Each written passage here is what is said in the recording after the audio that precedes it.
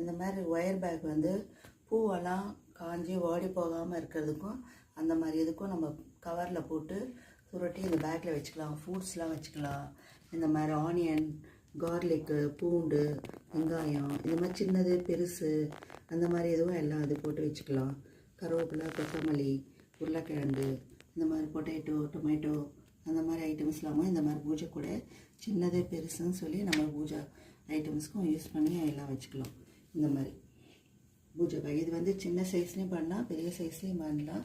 நான் இந்த மாதிரி சின்ன சைஸில் இந்த மாதிரி ஒயர் பேக் போட்டு வச்சுக்கிறேன். ஒயர் பேக்குக்கு தேவையான ஒரு சிசர், ஸ்கேல் இந்த மாதிரி ஐட்டம்ஸ்லாம் இருக்கும். அது ஸ்கேல் வந்து அளந்து போடுறதுக்கு, சிசர் கட் பண்ணுறதுக்கு, கட் பண்ணி வச்சுக்கிட்டு நம்ம கூட வந்து ஸ்டார்ட் பண்ணலாம். இதெல்லாம் ரெடி பண்ணி வச்சுட்டு நம்ம ஒயர் கூட போடலாம். ஒயர் கூட ஸ்டார்டிங் பேஸ்லேருந்து எப்படி போடுறதுன்றது